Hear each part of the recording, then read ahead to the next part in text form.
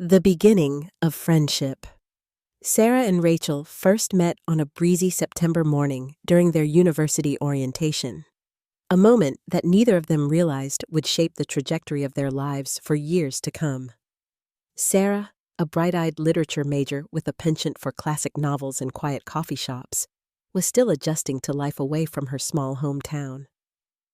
Rachel, in contrast, radiated confidence. With her charismatic laughter and natural flair for bonding with people, she was the type who seemed to thrive in any social situation. Their initial connection was seemingly serendipitous. Sarah, having gotten lost between campus buildings, looked helplessly at her crumpled map. Rachel noticed and offered directions with an easy smile. That simple act of kindness sparked a conversation that ran late into the evening, laughter echoing through the nearly empty quad. They found common ground in shared dreams, hopes for meaningful careers, fears of disappointing their families, and a mutual fondness for 90s music. Throughout their first semester, Sarah and Rachel became inseparable. They supported each other through midterm stress and late-night study sessions in the library, where Sarah's calming presence often helped soothe Rachel's anxieties about maintaining her GPA.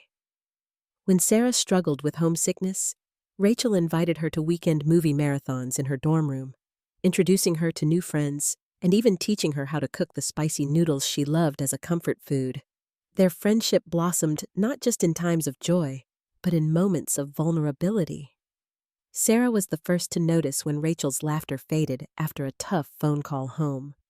Rachel, in turn, never hesitated to defend Sarah from any unkind comment, her loyalty fierce and unwavering. It wasn't just the big gestures that defined their bond. It was the collection of small, everyday rituals that made them a part of each other's lives. They greeted each morning with coffee from the same bustling campus cafe, exchanged notes during especially dull lectures, and confided their ambitions in late-night talks. Both believed, or at least hoped, that the other would be the rare friend who would last a lifetime. Together, they dreamed about graduation, first jobs, and maybe even sharing an apartment in the city once college ended. For now, though, their world was confined to the campus, their hopes suspended in the golden autumn air, both trusting that nothing could ever come between them. The first signs. As sophomore year unfolded, subtle changes began to etch themselves into the fabric of Sarah and Rachel's friendship. What had once felt effortless now occasionally carried the weight of unspoken tension. The shift was not sudden, but rather a quiet ripple that started with Sarah's modest but public academic success. Sarah, after months of diligent study, was awarded a competitive research assistant position with a well-respected professor, an honor that brought her a newfound sense of confidence and pride. Her peers congratulated her warmly. Even faculty took notice of her achievement. At first, Rachel seemed genuinely happy for her, bringing her favorite latte to celebrate and insisting they go out for ice cream that weekend. But in the weeks that followed, Rachel's reactions grew more complicated. Sarah started to notice a coolness in Rachel's tone whenever their friends mentioned the research project. During group gatherings, when someone praised Sarah's accomplishment, Rachel would quickly change the subject or make a lighthearted joke that somehow lessened the achievement's impact. The glances between Rachel and Sarah, once filled with easy affection, now sometimes flickered with something unspoken. The changes were small but cumulative. Rachel became less available for their regular study sessions, citing a sudden uptick in her own coursework or prior commitments she hadn't mentioned before. Their late-night talks grew infrequent. When they did meet, the atmosphere was tinged with a faint awkwardness, as if both were tiptoeing around an invisible divide. A pivotal moment came during a literature class discussion. Sarah, feeling emboldened by her recent success, shared a nuanced interpretation of the assigned novel. The professor praised her insight in front of the class, but Rachel's face clouded momentarily. Later, as they walked together across campus, Rachel remarked, "You're starting to sound just like the professors. Are you sure you're not already on their side? It was said with a laugh, but for the first time, Sarah wondered if there was a kernel of resentment beneath the tease. At the same time, Sarah began to sense a strange edge to Rachel's questions about her project. Occasionally, Rachel would ask about meetings or deadlines, but there was a persistent note of skepticism in her voice. Once, when Sarah expressed hesitance over a particularly challenging assignment, Rachel replied, "Maybe you're just not cut out for it. Not everyone is." The comment stung, though Sarah tried to brush it off as an offhand remark. Rachel's competitive streak, which previously had manifested harmlessly in board games or friendly debates, now seemed sharper. She started joining more academic clubs and volunteering for leadership positions, often in the same circles Sarah frequented. To their friends, it looked like Rachel was simply motivated. To Sarah, it sometimes felt like Rachel was determined to outshine her at every turn. Meanwhile, Sarah grew increasingly conflicted. She tried to dismiss her unease as paranoia or insecurity, reasoning that Rachel had always been supportive in the past. Yet small incidents, messages left unanswered, invitations brushed aside, compliments tinged with sarcasm, continued to pile up. Worse, Sarah felt unable to voice her concerns. The fear of being seen as petty or ungrateful for her own success silenced her.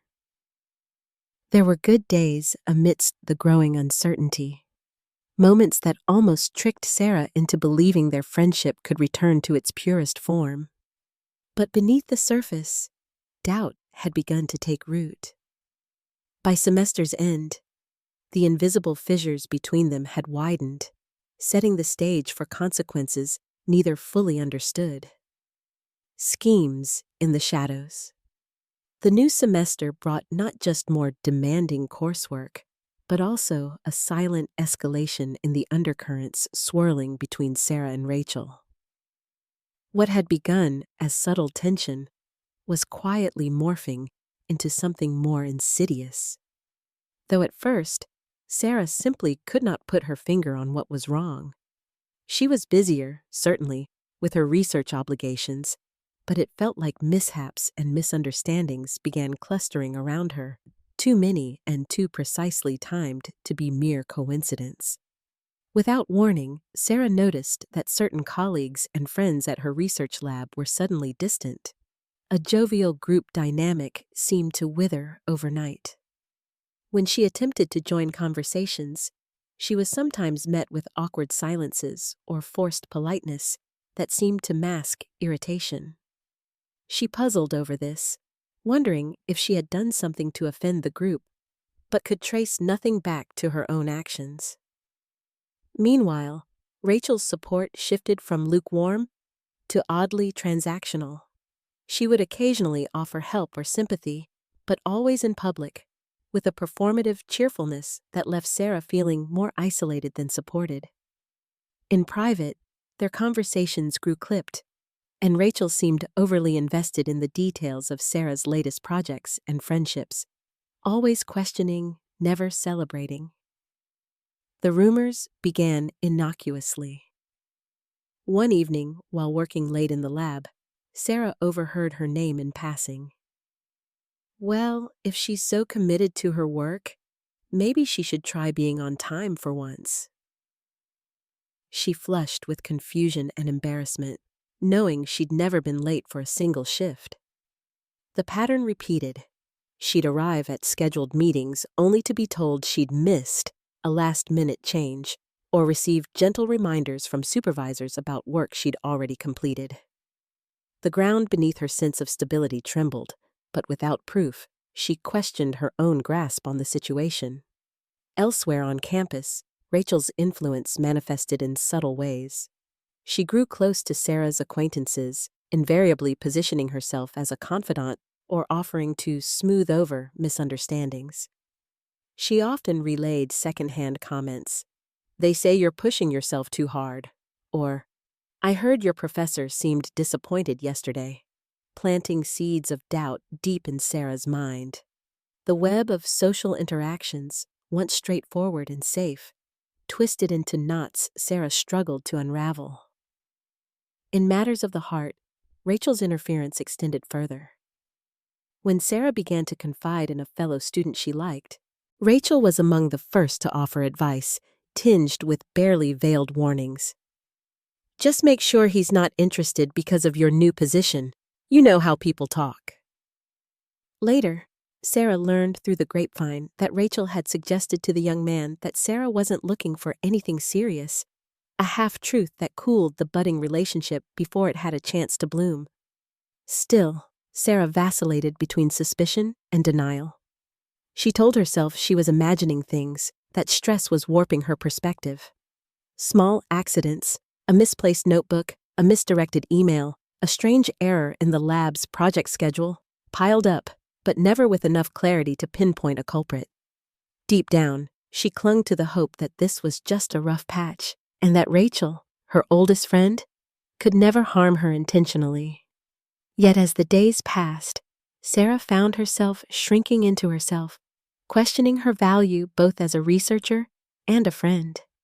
She began avoiding the social spaces she once loved, always second-guessing who might be whispering about her behind closed doors. There was a chill in her dorm whenever Rachel entered. Even their time together grew strategically orchestrated, as though Rachel was monitoring everything Sarah said and did, careful to maintain her own spotless reputation in front of others.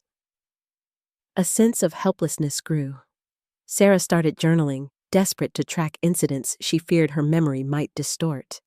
Reading over her own words, a pattern began to coalesce, a pattern of sabotage so subtle yet so persistent that she could no longer ignore the question haunting her every waking moment. Was Rachel deliberately undermining her?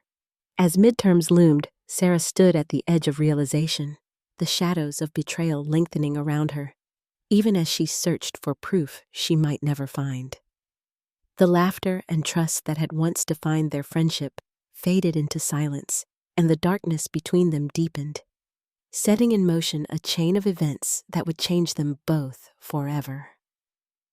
The fracturing of friendship. The chill between Sarah and Rachel was no longer confined to brief moments or subtle glances. It seeped into every corner of their once vibrant friendship, silent yet corrosive. If anyone asked, both might have claimed they were just busy. But in truth, the cracks were widening, marked most by what was no longer spoken. Gone were the days of impromptu coffee runs and laughter echoing down the hallway. In their place stood an uneasy silence, heavy with all the words they were too cautious, too afraid to say. At first, Sarah hoped that the tensions would dissipate on their own. She tried to cling to old routines, inviting Rachel to study together or linger after class to chat, only to be politely declined with increasingly vague excuses. Rachel, once effusive and dependable, now offered only guarded smiles and a glimmer of her old self. Each rejection chipped away at Sarah's faith in their bond, leaving her feeling both angry and oddly embarrassed, as if she had become the only one fighting for a friendship that was already lost. The wider their distance grew, the more Sarah noticed the subtle web Rachel had spun around their social circle. Friends who used to greet Sarah warmly began to hesitate before inviting her anywhere, often glancing at Rachel for silent approval. In conversations, Sarah would sometimes catch the tail end of a whispered remark, or spot nervous looks exchanged between people she had once called allies. The realization stung. Rachel's influence was palpable, and Sarah was being quietly pushed to the periphery. Sarah's academic life, once a source of self-assurance, became a double-edged sword. Success came at a cost. Every accomplishment seemed to fuel Rachel's resentment, deepening the divide between them. In class, Sarah would occasionally notice Rachel's eyes on her, not with pride or support, but with cool calculation. It left Sarah on edge, second-guessing even her smallest triumphs. The joy of recognition from professors felt hollow when she realized her closest friend no longer celebrated, or even noticed them. Matters only worsened when rumors began circulating about Sarah and the research program. At first, they were vague, suggestions that her success wasn't entirely earned or that she had only secured her position through favoritism. Paula, a classmate Sarah barely knew, once blurted out at lunch, "I heard the professor helps you more than anyone else. Must be nice." Moments like these left Sarah reeling, torn between defending herself and wondering who exactly had started the rumors. The cumulative weight of whispered suspicions, missed invitations, and cold shoulders felt suffocating. Each day, Sarah became more isolated, not just from Rachel, but from nearly everyone she'd counted on for support. Sarah's emotional world narrowed as well. She stopped confiding in Rachel, uncertain how her words would be twisted or used against her. Simple things, like sharing news about an upcoming conference or recounting a funny interaction with a professor, suddenly felt dangerous. Anything she said might find its way back to her, warped and weaponized. Sarah's journals became her only outlet, filling with raw, unfiltered entries that charted her confusion and heartbreak in excruciating detail. She wrote not only to vent, but to make sense of the shifting landscape of her own life. Who could she trust? And how much of the pain was real versus perceived? Rachel, for her part, played the role of victim to perfection. Publicly, she lamented the distance between them, offering half-hearted apologies that danced around the real issues. "We've just both been busy, right?" she would say to mutual friends, her voice tinged with regret. Behind closed doors or in whispered conversations, she claimed exhaustion from the pressure of being compared to Sarah, insisting she only wanted things back the way they were. To outsiders, Rachel appeared gracious and misunderstood. To Sarah, every gesture felt pointed and performative. Their first true confrontation was accidental, born from exhaustion and the sheer impossibility of maintaining such a confusing status quo. It happened late one night in the nearly empty library, both women reaching for the same reference book. For a moment, they laughed awkwardly, the faintest echo of familiarity before the conversation turned. Sarah, her voice trembling, asked, "Rachel, have I done something to upset you? Please, just tell me the truth." Rachel froze, then smiled, the edges of her expression brittle. "I don't know what you mean," she replied. "Are you sure you're not just stressed from work?" The moment they'd both dreaded arrived with a whimper, not a bang. There would be no dramatic argument, no cathartic release, just an uncomfortable silence and two hearts growing dull with disappointment. Afterward, Sarah replayed the exchange over and over, searching for meaning or hope. Should she have pressed further? Would a more forceful demand for honesty have changed anything? Or was Rachel simply unwilling or unable to admit her role in the unraveling of their friendship? The uncertainty gnawed at Sarah, amplifying her self-doubt. A few days later, a birthday party for one of their mutual friends provided a stark illustration of their new reality. Sarah arrived to find Rachel at the center of the group, laughing easily and recalling inside jokes that Sarah herself had missed. When Sarah tried to join the conversation, Rachel offered a polite smile, but didn't invite her in. Minutes later, Rachel started a dramatic retelling of an embarrassing story from their freshman year, painting Sarah as naive and clueless. The group erupted in laughter, and though Rachel claimed she was just joking, the story landed like a slap. Humiliated, Sarah made an excuse to leave early, and no one followed. The final straw came a week after the party, when Sarah discovered she had been left out of a group project she'd helped organize, her name simply missing from the sign-up sheet without explanation. When she asked around, she received vague answers. The group was looking for a different dynamic, or didn't realize she wanted to participate. Sarah was certain now, Rachel's quiet campaign had succeeded.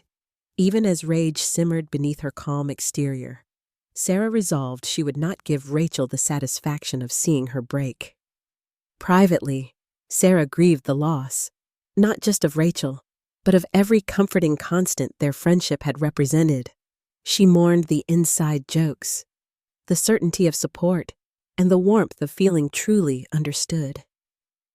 But as the days went by, she also began to sense a new resolve hardening inside her. For the first time in months, she wondered whether she might be able to move forward, not in Rachel's shadow or on the margins of her own life, but entirely on her own terms. In the ashes of their broken friendship, Sarah began to see the first glimmers of transformation. Trust had been shattered, innocence lost, but in their place grew self-reliance and the barest flicker of hope. Rachel's denial and manipulation had cost them both dearly. Yet even as Sarah wrestled with grief, she started mapping the path to her own healing, one painstaking step at a time. The secret unveiled.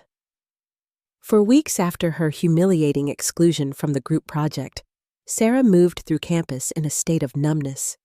It was as if the skin of her life had grown thin, each place she passed teeming with memories of better days, moments when she and Rachel were inseparable, the world a tapestry of possibilities. Now, every hallway seemed to buzz with quiet speculation. Friends who once waved eagerly now averted their eyes or offered uncomfortable, perfunctory greetings. It felt as though a page had been turned without her consent, and her story had lost its author. Yet beneath that numb exterior, a storm brewed. Sarah's resolve had hardened since the rift, but confusion lingered. She still caught herself hoping for a sign, a word of explanation, some gesture from Rachel that would make sense of the pain. The more she watched Rachel effortlessly hold court in their social circles, the more surreal everything seemed. How could someone so charming and once so kind be the source of such quiet devastation? The answer arrived on an unremarkable Thursday, disguised as an ordinary morning. Sarah was finishing her coffee in the common room when her phone buzzed. A notification for a new email, subject line. The email was from Miranda, a teaching assistant in her department who was respected for her fairness and discretion. The note was brief but direct. "Hey, Sarah." With trembling hands, Sarah opened the two attached files. The first was a forwarded string of emails between Rachel and several students in their program. In one, Rachel spun a narrative of Sarah's supposed incompetence and accused her of seeking special treatment from their advisor. Another message hinted that Sarah had sabotaged someone else's project to advance her own. A claim so outrageous Sarah almost laughed before the reality hit. The second attachment was the most damning, a message Rachel had sent directly to a faculty member, implying that Sarah had violated the lab's data sharing policy.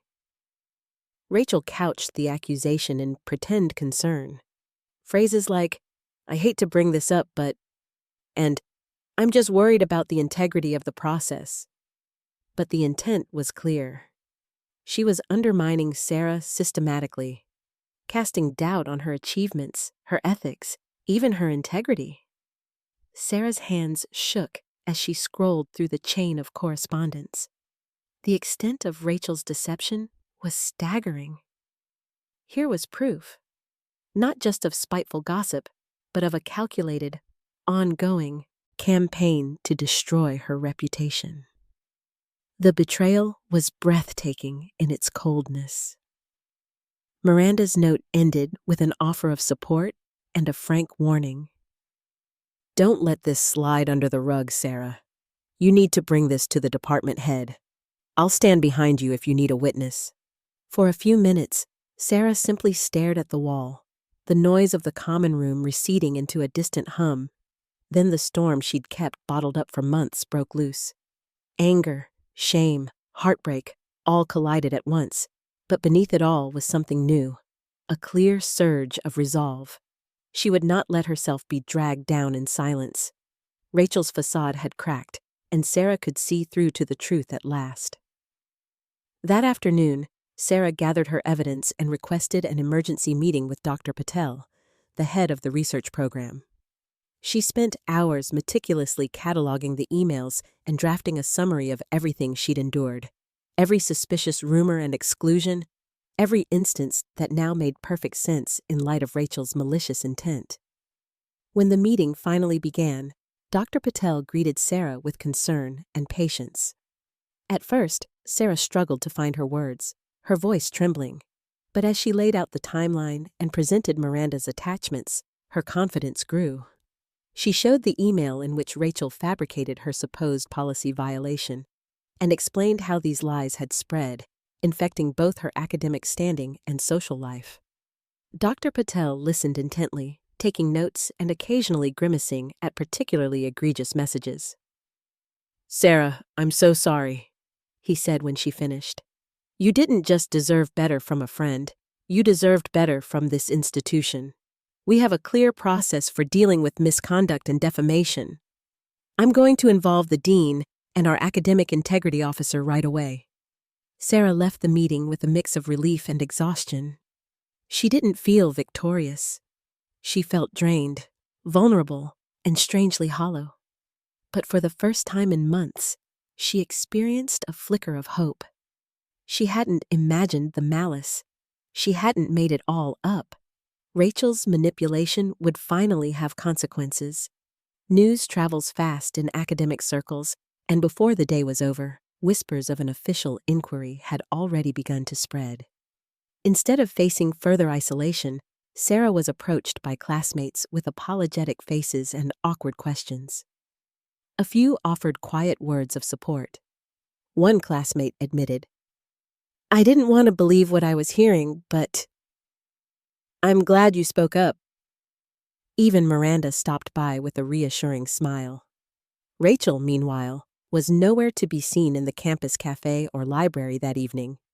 Word had filtered back to her, via professors and mutual friends, that Sarah had exposed her duplicity. Over the next week, Rachel's absence from classes and campus events became conspicuous.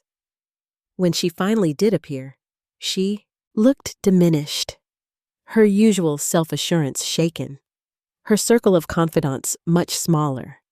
But the fallout extended beyond social circles. The department conducted a formal review, interviewing faculty and students, examining digital records, and corroborating Sarah's evidence with testimony from Miranda and others. After several tense days, the verdict was clear. Rachel had repeatedly violated codes of academic conduct, knowingly spread false information, and attempted to sabotage a peer's reputation for personal gain. Her punishment was swift. She was placed on academic probation and stripped of her leadership roles in campus organizations. A formal apology was required, and further disciplinary actions loomed. Rachel, confronted by her own actions, tried to downplay her role, claiming misunderstanding, stress, or miscommunication. But few believed her anymore.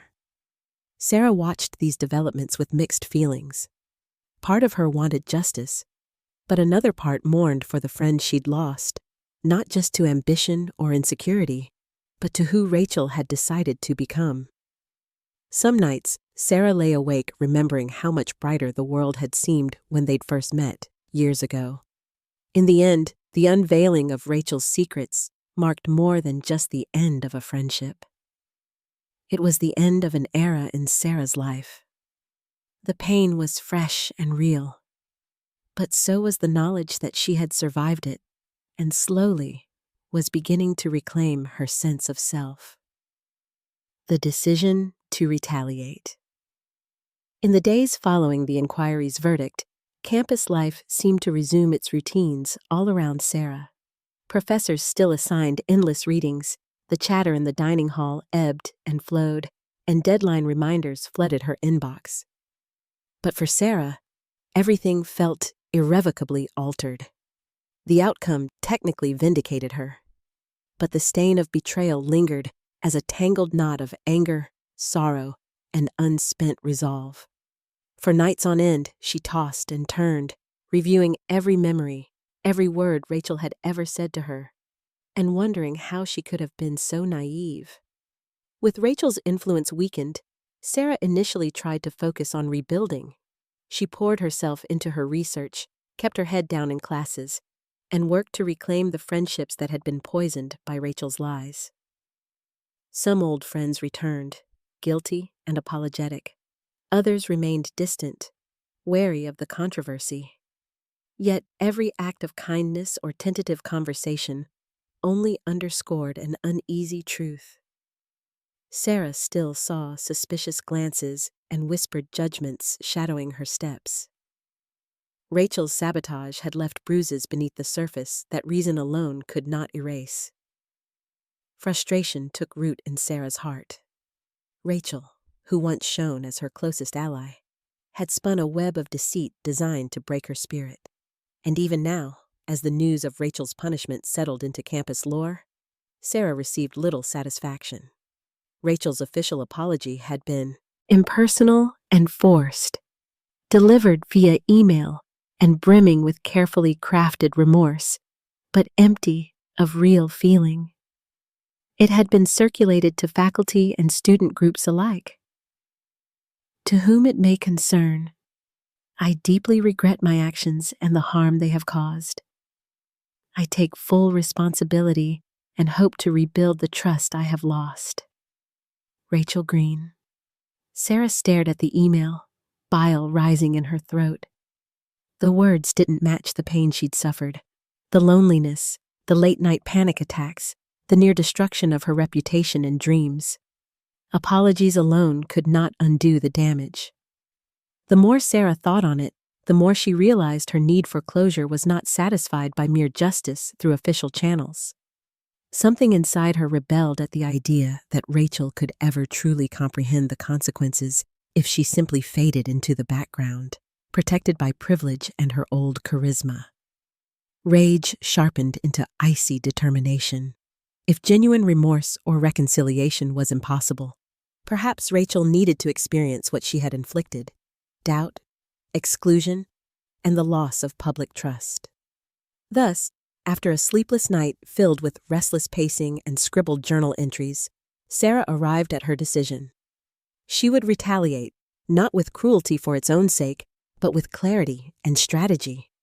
Her aim was not just to hurt Rachel, but to force her to face the reality she'd worked so hard to deny. Sarah spent days making her plans, guided by intellect instead of impulse. She began by discreetly reaching out to people across the campus who had known both her and Rachel well. Some had drifted to Rachel's side during the trouble, not out of malice, but from uncertainty or fear. Sarah invited these acquaintances for lunch or coffee, gently steering conversations toward truth and context rather than recrimination. She was careful to avoid gossip. Instead, she shared her own experiences plainly and answered questions if asked, never exaggerating or embellishing what Rachel had done.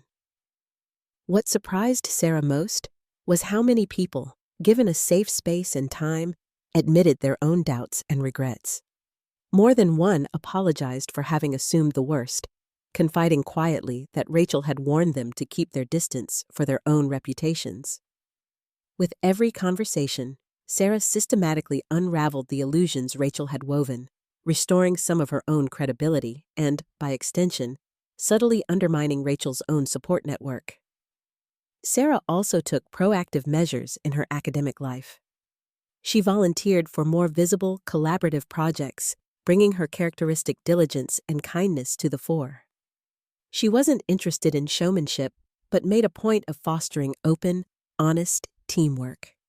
She quietly encouraged peers who had also been harmed by Rachel's manipulations to speak up if they wished, standing as living proof that survival, and even growth, was possible after betrayal.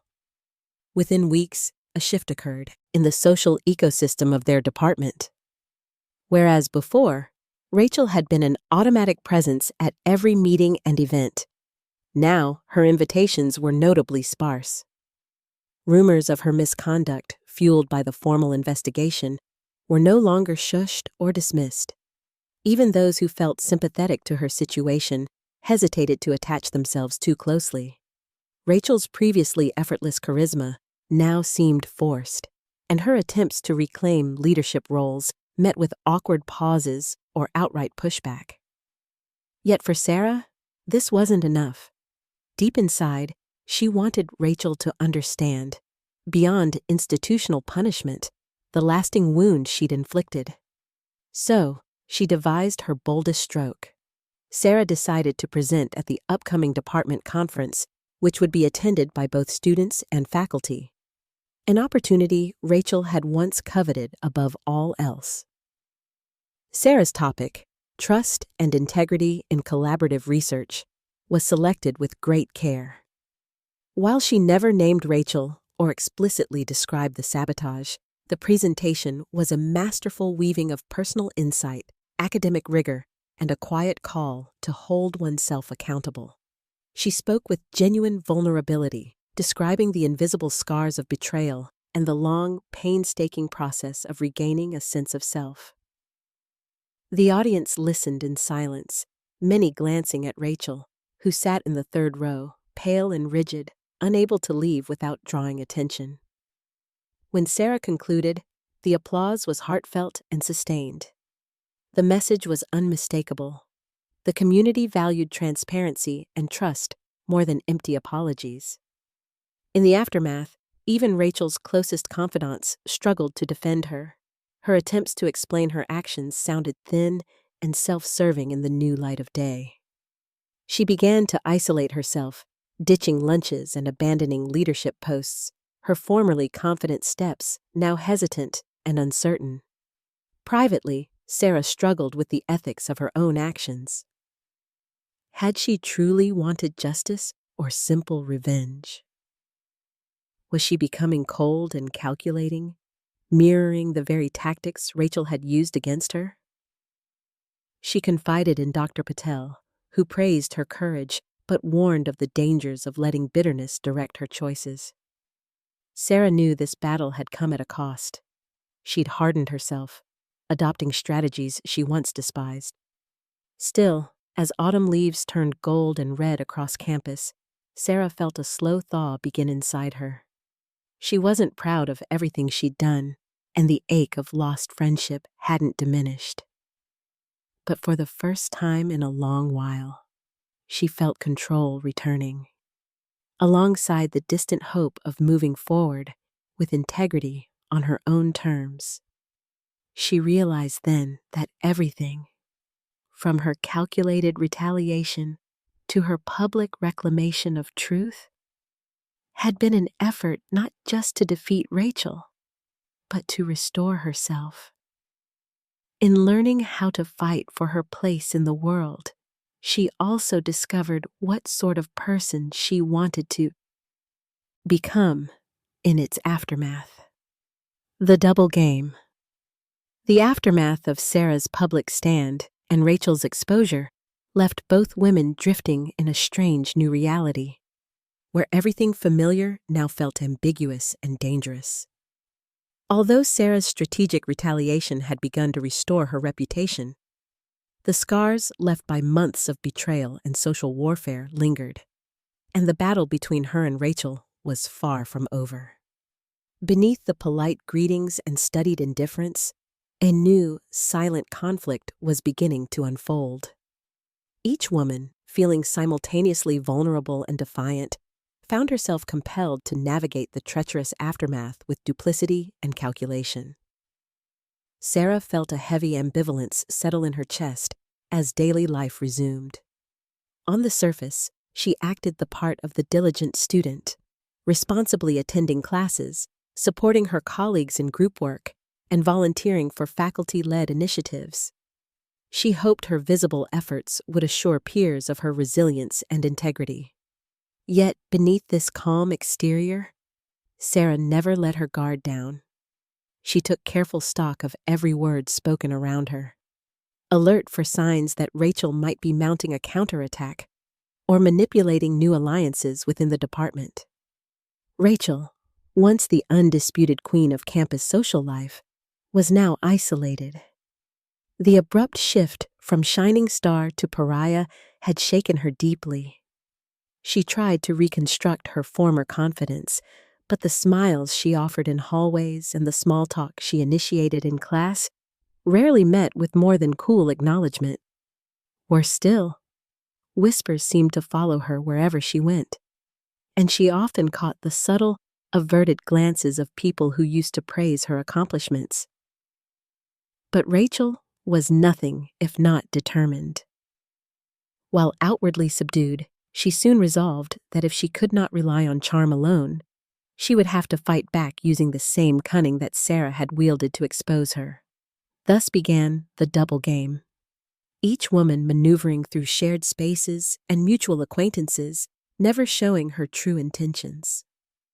Sarah was careful not to actively antagonize Rachel. Experience had shown her that public displays of hostility often resulted in backlash, or worse, made her seem vindictive. Instead, she focused on quietly strengthening her own position. She joined a new student-run publication, pitched original ideas for articles, and quickly earned the respect of her fellow staffers with her thoughtfulness and attention to detail. She invited others to share credit for group achievements, drawing friends and allies closer by fostering an atmosphere of mutual support. Meanwhile, Rachel attempted to rally her own network, cautiously reaching out to old friends willing to listen. She listened to their grievances and offered sympathy, casting herself as the misunderstood victim of an unfortunate misunderstanding. Sensing that her old grandeur was no longer effective, she played the humility card, lowering her gaze and speaking in softer tones. A few, unsure of what had truly transpired between her and Sarah, responded to her overtures, if only half-heartedly. Yet Rachel could not shake the suspicion that Sarah was orchestrating her own brand of subtle sabotage. She began to carefully monitor Sarah's activities, listening in on conversations, scrutinizing campus group chats, and even asking mutual friends veiled questions about Sarah's interests and ambitions. Whenever she heard a new rumor or learned about a project Sarah was leading, Rachel considered whether and how she might intervene. This psychological chess match sometimes manifested in small, ambiguous scenarios. A forgotten invitation to a club event, a candid remark repeated out of context, a document misplaced during a group project. Neither woman could ever be sure if mishaps were accidental, unintended collateral from the wider social fallout, or deliberate attempts by the other to score small, private victories. The uncertainty heightened their mutual vigilance and deepened their distrust. Still, Sarah knew that responding in kind would only reignite the toxic cycle that had nearly destroyed her. She made a conscious effort to resist the urge to retaliate actively. Instead, she relied on subtle, often invisible forms of defense. She kept detailed records of her work, ensured all her communications with professors and peers were transparent, and avoided situations where Rachel could plausibly manipulate facts or cast her in a bad light. She established boundaries around her social life and drew closer to friends who had proven their loyalty during the crisis. Rachel, meanwhile, grew unexpectedly introspective. For the first time, she found herself questioning not just what had happened, but why it had unfolded the way it did. In quieter moments, she reread old texts and emails, looking for the moment when her friendship with Sarah had gone off course. She wondered whether her drive to compete had tipped into cruelty. Was all of this truly Sarah's fault, or had she herself been responsible for escalating the rift?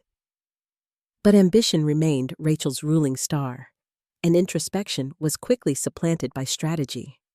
She volunteered for a new research initiative led by a junior professor known for her progressive teaching style and desire to give troubled students second chances. Rachel saw this as an opportunity. If she could publicly rehabilitate her image, perhaps she could reclaim her former influence. She took extra care to appear gracious and supportive, especially in situations that might make their way back to Sarah. Tensions reached a crescendo during the department's autumn open house, a lively event promising to showcase student achievements to faculty and prospective students alike. Sarah presented a poster on collaborative leadership in lab environments. Rachel, on a separate panel, discussed overcoming failure and learning from mistakes. Each speech was polished and persuasive. Each carefully skirted any mention of the other, though everyone in the audience knew about their history. The event was a microcosm of the double game, both women shining in their own right, both acutely aware of each other's every move. For the outside world, it seemed a display of professionalism and growth. For Sarah and Rachel, it was a tense standoff, a test of who could maintain composure longer, who could win over more allies, and who could rebuild faster. Afterward, Sarah received an email from a freshman who had attended her poster session, thanking her for speaking so honestly and noting how inspiring it was to see someone discuss trust and collaboration in the wake of such a public challenge. Rachel, in turn, overheard a group of students praising her candor as brave. These fragments of recognition were small victories, but revealing. Their story had become a cautionary tale and a source of fascination for the wider community. Alone in their respective dorm rooms that evening, both women grappled with a sense of exhaustion. The game of facades had taken a toll, leaving them each longing for a world where they could finally let their guard down. Sarah stared out the window into the chill night air, realizing that the double game might never end unless one of them found the courage to finally put it aside. Rachel, for her part, sat with her laptop open, composing a message she wasn't sure she would ever send. A message of apology, perhaps, or the first fragile question about whether any friendship could be salvaged amid the ruins. For now, both women remained locked in their silent contest, expert at the art of concealing what truly mattered, but unable to entirely abandon hope that, someday, they might emerge from behind their masks. The price of betrayal. Betrayal does not fade easily. Though public fallout is swift, the true cost emerges slowly, settling deeper with each day. For Sarah and Rachel, the repercussions grew more complicated with time, intertwining loss, regret, and reluctant self-discovery. Rachel, once the center of every social circle she graced, now found herself standing alone. The corridors that once echoed with her laughter were filled instead with a chilly silence, punctuated by the occasional withdrawn nod or forced smile. Her circle of friends, once so loyal and eager for her attention, had scattered like leaves in the wind. Some left quietly, others slipped away after brief, uncomfortable attempts at small talk. Gossip, once a tool she deftly wielded to her advantage, turned against her. Now it was her motives and her character people murmured about behind closed doors. She tried to rebuild, of course. She joined new clubs, attended meetings, even volunteered for projects she previously would have thought beneath her. But everywhere she went, there was an unspoken hesitation. People were polite but reserved, friendly but wary. Her reputation, so carefully crafted over years, had been irrevocably damaged. Though official punishment carried a timeline, the stigma hung much longer. She was no longer a trusted leader or confidant. Instead, she became a cautionary tale, whispered about in shadows she could not dispel. Academically, Rachel faced hurdles she had once never imagined. Being placed on probation and removed from leadership roles was more than a formality. It meant she lost access to the research projects and mentorship opportunities that had once made her feel powerful. Professors, once eager to support her ambition, now interacted with a formality that stung. She tried to tell herself she could regain their trust over time, but every failed application and overlooked opportunity sharpened her sense of exile. Worse was the solitude. Rachel realized, perhaps for the first time, how much of her identity had depended on her relationships, the validation, the admiration, the comfort of being needed. That sense of belonging was gone now.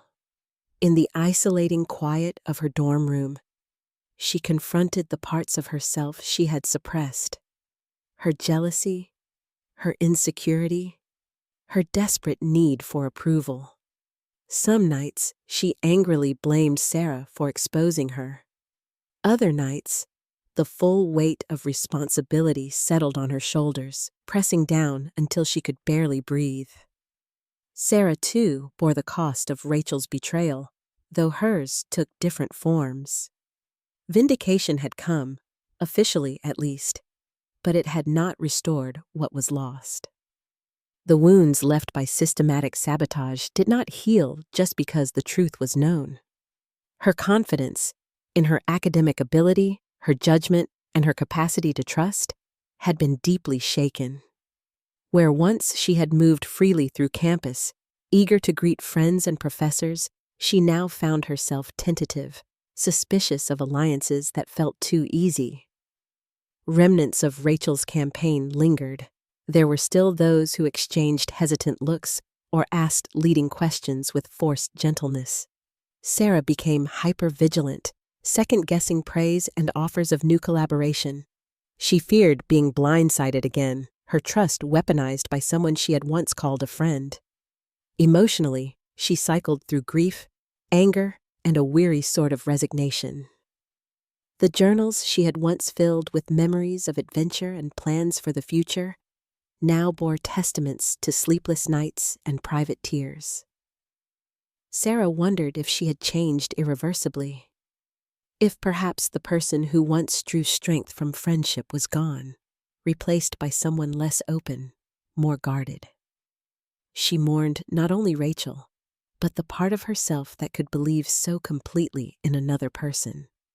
Despite the isolation, there were moments of unexpected comfort, small gestures that reminded Sarah she was not completely alone.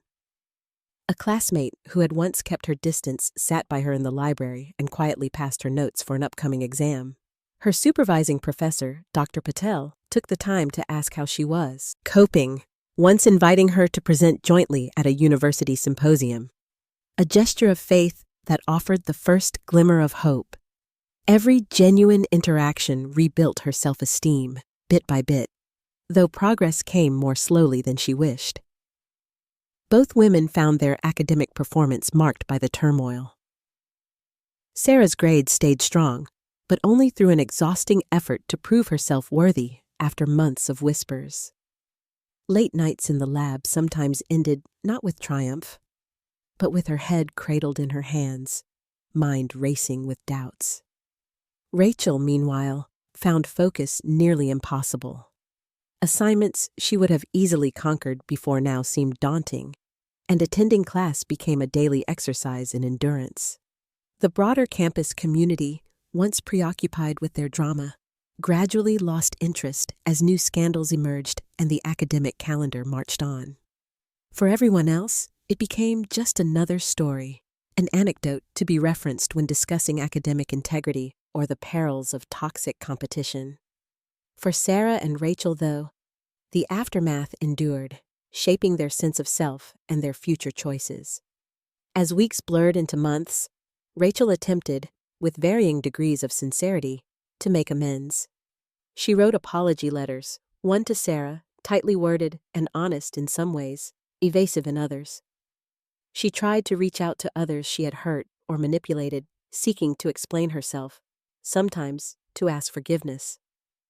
Most responses were tepid. The community was not cruel, but nor was it quick to forget. Sarah received her letter with a storm of mixed emotions. Part of her wanted to tear it up without reading, another to respond with scathing honesty. In the end, she kept the letter in a drawer, unopened. She had come to realize that what she needed most was not Rachel's remorse or anyone else's apology, but her own acceptance of what had happened and permission to move on. The price of betrayal, Sarah learned, was not just the loss of trust, but also the closing of certain doors. Some friendships would never return. Some opportunities had passed, never to come again. Yet the experience carved out a new strength in her, one that was less about invulnerability and more about discernment. She became kinder to herself, understanding at last that her mistake was not in trusting, but in ignoring the signs when trust was being broken. Rachel's suffering, for all its pain, was not without its lessons. She found herself wrestling with guilt late into the night, recalling moments where she could have chosen differently. The isolation stripped away her bravado, forcing her to face the origins of her envy. The feeling of not being enough, of comparing herself to others instead of seeking her own path.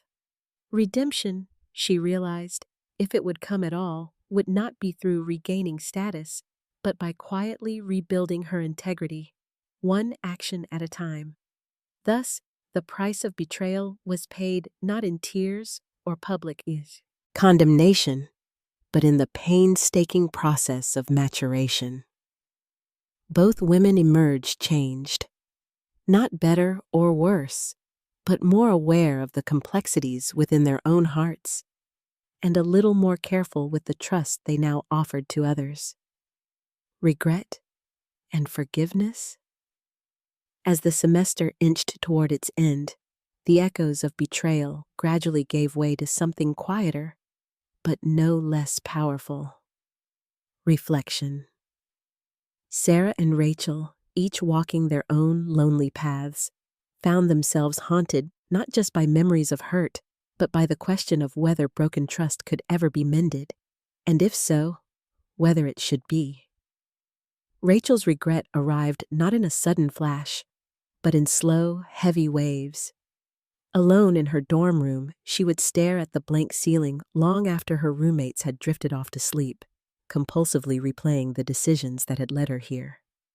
She recognized, with increasing clarity, how envy and insecurity had warped her judgment. What had started as a rush of competitiveness after Sarah's research appointment had spiraled into pettiness, then malice, and finally, the deep isolation she now endured. She began to journal, hoping to excavate the roots of her actions. Some nights, her entries were defensive, bristling with the conviction that she'd merely done what was necessary to survive in a cutthroat environment. But more often, she found herself acknowledging the moments where she'd gone too far, planting rumors, twisting words, and subtly excluding Sarah from the communities they'd once shared. The sense of justification evaporated under the harsh glow of hindsight. It was not ambition, she realized, but fear that had driven her. Her desire to matter had eclipsed her ability to care for someone who had once mattered most. In the safety of honest solitude, Rachel began, tentatively, to seek forgiveness. First, from herself. It was a messy, non-linear process. There were days she nearly convinced herself that the social consequences she suffered were punishment enough, only to find the guilt returning unbidden at unexpected moments. The sound of laughter in the hallway, the sight of Sarah speaking confidently with new friends. These daily reminders cut sharply, forcing her to reckon with the fact that whatever Sarah had rebuilt, it was without her. Meanwhile, Sarah's own feelings were far from settled. Exonerated in the eyes of the faculty and her peers, she continued to struggle with the invisible scars Rachel's betrayal had left. She wanted to believe that justice and truth would set her free, but instead she felt confined by a wariness that made every new relationship feel provisional. Even kindness from classmates was filtered through suspicion, as if she were perpetually bracing for another unseen attack. Yet, as the weeks passed, Sarah also surprised herself with moments of unexpected gentleness toward herself and even toward Rachel. The grief that had once burned so fiercely was cooling, leaving in its place a complexity she had not anticipated. Was it possible to remain angry forever? Could she coexist with her own pain? Or would she have to let it go, if only to move forward unencumbered? One rainy afternoon, Sarah found herself rereading the letter Rachel had sent weeks before. The envelope, crumpled at the edges from being handled and nearly thrown away multiple times, sat atop a pile of old notebooks. The apology within was halting and imperfect. Rachel owned her actions but faltered over motives, never quite naming the jealousy or fear that had driven her. And yet, for all its failings, the letter was not a manipulation or an excuse. It was, in its own strained way, an attempt at atonement. Sarah weighed the letter in her hands for a long while before reading it again. Public apologies. Rachel's contrite emails to the department had felt hollow. But this felt different. It was private, written in a hurried, almost desperate scrawl that belied Rachel's usual composure. There was vulnerability here, and a tentative plea for understanding. Days passed before Sarah composed any response. When she finally did, her first drafts were caustic, each sentence tipped with accusation. But those she discarded. What was the point in rehashing old wounds? After several attempts, she decided on a simpler message, a statement of how Rachel's actions had hurt her and how difficult it was to believe in their former friendship. She did not offer forgiveness, nor did she close the door completely. It was honest, dignified, and most importantly, it was hers. Rachel received the reply in her inbox one windy Saturday, reading it over and over as if Sarah's words alone could reveal which way forward. The lack of outright forgiveness stung, but the lack of pure condemnation was a strange relief. If nothing else, her attempt at amends had been heard. Now, the rest was up to time, and to the choices she would make next. For both women, the process of healing was incremental and mostly invisible. Rachel set out to regain some sense of self-respect by quietly supporting others. She became a quiet mentor to new students, sharing her past not as a badge of shame, but as a warning about the dangers of unchecked ambition and comparison. Her humility, once feigned, now felt genuine, for she understood what it meant to truly lose and still search for meaning. Sarah's path, meanwhile, veered toward growth and new possibility. She allowed herself to imagine that one day trust might not feel so fragile. She rekindled friendships with those who had kept their distance, finding that many were grateful for the chance to reconnect. Slowly, she opened herself to collaboration and community, rediscovering the joys of working in harmony with others. The memory of betrayal remained sharp, but it no longer defined her relationships or her sense of worth. One afternoon, near the end of the semester, Sarah and Rachel crossed paths by the library steps. The encounter was accidental. Both hesitated, then offered polite nods.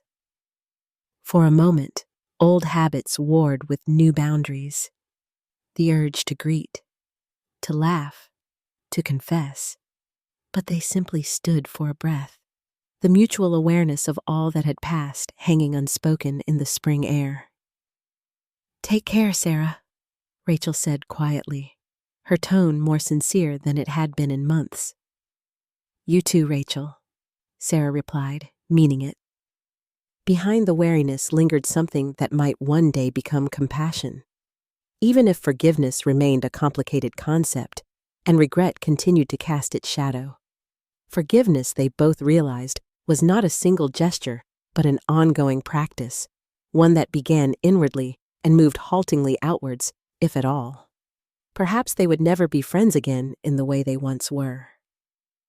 But the future, still unwritten, promised the possibility of healing, even if it would always carry the echo of what had been lost. And maybe, in time, regret would give way to something softer, a cautious kind of hope. Ending. Moving forward after hurt. The semester's end brought with it a gentle but unmistakable shift on campus, a subtle lightening, as if the landscape itself was exhaling after months of tension. For Sarah, each day inched further from the darkest moments of betrayal and loss, and she found herself at last gazing not backward, but forward. Healing, she discovered, was not a single destination, but a winding path she had to choose for herself, one uncertain step at a time. Throughout finals week, reminders of the past surfaced in expected and unexpected places. A shared glance across a bustling corridor, laughter echoing from gatherings she might once have attended with Rachel, the soft hum of study sessions in the library where so many friendships had flourished and faltered. Yet, rather than feeling haunted by these echoes, Sarah slowly came to see them as a testament to her survival. They were proof she had endured, changed, and scarred, yet unbroken. Sarah's decision to let go of the past was less an abrupt revelation and more a series of deliberate choices. She started with small things, clearing old messages from her phone, donating a sweater Rachel had once gifted her, and rearranging her dorm room to face the morning sun. More important were the intangible shifts, choosing to meet new people without the armor of suspicion, volunteering in a student-led mentorship program, and extending warmth to new classmates, even as vulnerability sparked caution in her mind. In the wake of everything, Sarah poured herself into her final research presentation. The project, focused on the theme of resilience in collaborative work, took on a deeply personal note. She reframed her struggles not as episodes of defeat, but as fuel for empathy and growth. During her presentation to a small, attentive audience of faculty and peers, she spoke candidly about the challenges of trust, the reality of hurt, and the unexpected strength that can emerge from brokenness. Her words resonated. Afterwards, a steady trickle of messages and conversations found Sarah outside the lecture hall. Younger students thanked her for her honesty. Professors noted her insight, and even those who had once distanced themselves from her extended cautious but genuine praise. Their responses deepened her faith that authenticity was not weakness, but wisdom hard-won. Meanwhile, Sarah reconnected with lost friends, though not all relationships could be restored to what they were. Some bonds, irrevocably altered, drifted into gentle acquaintanceship. Others rekindled into new forms, built on honesty and mutual respect rather than nostalgia alone. She even made peace with the quiet that sometimes lingered around her, a reminder of what trust cost and why it must be carefully given. Rachel, too, continued her own quieter journey of reckoning. Their paths rarely crossed, but Sarah sometimes glimpsed Rachel at campus events, usually at the edges of groups or absorbed in some volunteer effort. Once, Sarah saw her guiding a group of freshmen through the labyrinthine hallways, her tone calm, her eyes watchful. It was a softer version of the girl Sarah used to know, ambition still there, but newly tempered by humility and reflection. That spring, the university's annual outdoor festival provided a final turning point. The quad was alive with color and music, students darting between booths and performances as the trees shimmered in new leaves. Sarah wandered among the festivities, her heart lighter than it had been for months. In a corner by the poetry readings, she caught sight of Rachel, standing beside a display celebrating campus mentorship and resilience. For a moment, their eyes met, not with the hostility of old wounds nor the awkwardness of unresolved conflict, but with a muted recognition of all that had passed between them. They exchanged quiet nods, an unspoken contract to leave the past where it belonged, and perhaps, someday, when enough time had healed the sting, to wish each other well. Sarah's journey forward was not free of doubt or sadness. Grief for the lost friendship lingered at the edges, flaring unexpectedly with a song lyric or a shared joke overheard in passing. But she began to see that pain was part of her story, not the whole. It had shaped her generosity, her sense of boundaries, and her willingness to believe in new beginnings. The scars remained, but so did a new sense of agency and hope. With summer on the horizon, Sarah sat beneath the budding trees with her journal, making a quiet promise to herself. Instead of seeking to erase the past or seeking vengeance where wounds remained, she would invest in her own possibilities. She mapped out plans for the next year: leadership in the mentorship program, a research assistantship with a professor she admired, and travel with friends who had stayed by her side. Each goal was a marker not just of ambition, but also of recovery. Sarah knew better than to expect invulnerability. There would be setbacks, new hurts, and disappointments yet to come. But she now trusted herself to move through them honestly, to recognize warning signs, and most importantly, to let herself be supported by those who had earned her trust. The hard-won wisdom she had cultivated was now a source of quiet pride, not bitterness. Occasionally, she reflected on Rachel's parallel journey. Though forgiveness was still a process she could not force or complete overnight, Sarah hoped, genuinely, that Rachel too would find peace. She wished for both of them a future shaped not by the pain they caused or endured, but by the strength they found on the other side. The final week of the semester brought a sense of closure Sarah had long thought impossible. She stood at the campus gates one dusk, watching waves of students hurry by, and realized her story was no longer defined by a single betrayal, but by what she chose to build after it. As the sun slipped behind the dormitory roofs, a group of friends called to her from the other side of the lawn. Sarah smiled, gathered her bag and books, and walked toward them. In the space between what had ended and what was still to come, she stepped forward, carrying both her scars and her courage, ready to begin again.